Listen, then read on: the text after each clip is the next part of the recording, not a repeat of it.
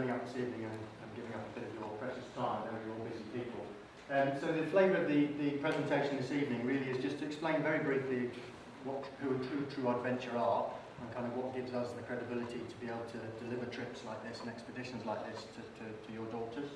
Then we'll talk a bit more about Vietnam, conceptually about what can be achieved in Vietnam, both north and south, and how the girls will engage in designing and planning their itinerary. And then we'll talk a bit more in some depth, in actual fact, about safety and the backup that we provide throughout the whole process, and indeed, most importantly, of course, on the expedition itself. So if you have any questions, please do feel free to ask, and of course we'll take questions at the end, but Paul and I will stay here until everybody is absolutely satisfied with they have all the information. So True Adventure started about 6 years ago now. It's formed by Mike Truman, who's currently still Managing Director. Just a bit about him personally, he's a former officer in the Gurkhas. In his time, he's been responsible for over 1,500 school expeditions. He summited Everest in 1999, and he was previous chairman of the Expedition Providers Association. I'll talk a little bit more detail about the Expedition Providers Association in the next couple of slides, because it is quite important. And as myself, Mark Rager, as the Director of Operations, I've personally led over 30 school expeditions, such as the one that Chief was planning. I sit on the Safety Advisory Group for the Expedition Providers Association. I'm a wilderness and expedition medical trainer, and I've got altitude experience over 7,000 metres.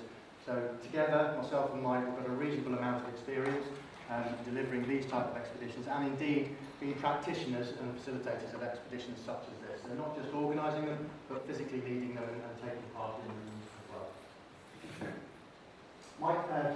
Tom Truman, should I say, is the Director of Programmes.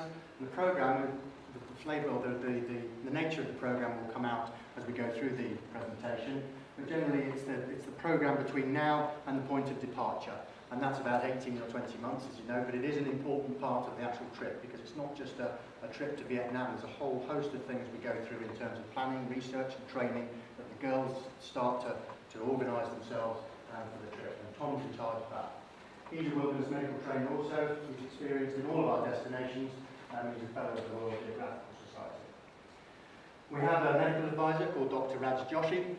He is an expedition medic of some authority. In actual fact, in the UK, he's probably quite well up there in terms of his experience. He summited Everest in 2007, and he's one of only 85 mountaineers to summit all 7 highest summits in the world of the 7 continents. So quite an experienced mountaineer himself. And again, he acts on our behalf in terms of the medical, both prior to the expedition, of course, in terms of medical disclosures and pre-existing medical condition screening for our insurance and so on, but most importantly for the expedition itself in support of that, when we talk about that later, about the Optron and so on and so forth. In terms of due diligence then, True Adventure has an ATOL bond, of course, 9302. If you went onto the ATOL website, type in 9302, True Adventure will come up. There's no holding company above it, and we are an independent expedition company. We also have the IATA accreditation. We're the only independent expedition company that holds that IATA accreditation.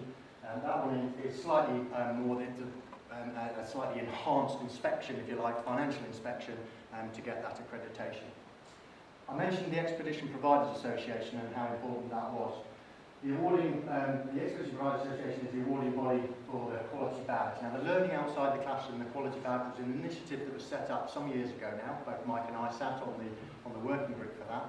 But it was a working group to set up a set of, or to manufacture a set of standards and to draw up a set of standards that all expedition companies, such as ourselves, going into schools such as Tudor Hall, should adhere to. And there are 7 companies throughout the UK that hold that quality badge, and it's a really important part of the due diligence of individuals and companies going into schools. And all schools should be aware of that quality badge. Previous to that, and this was 6, 7 or 8 years ago now, there was no standard. It was just simply organisations and companies that go into school and deliver expeditions. Safely, nonetheless, but now at least we've got a set of standards to adhere to. In terms of other professional bodies, we're Adventurous Activities Licensing Authority. That allows us to deliver adventurous activities. The training weekend, for example, in the UK, that allows us to do that. We're also an approved activity provider for the DLE, although this particular expedition isn't linked to the DLE, unfortunately. We are, of course, members of the Expedition Providers Association, as I've already alluded to, and we're also accredited with the ASDAN award, which is the university certificate, which can offer up to 70 UCAS points, depending on the nature of the expedition and depending on a bit of extra work that would be required by the girls in order to do that. But it is, I think 70 UCAS points is something like an AS level. Okay, the ethos of the company is very straightforward. The expedition belongs to the students, and it's really important that we get that across right at the very beginning of the process. This isn't something that True Adventure is going to pluck out of menu A and deliver to the students and to the girls and off they go to Vietnam. That's not what this is about.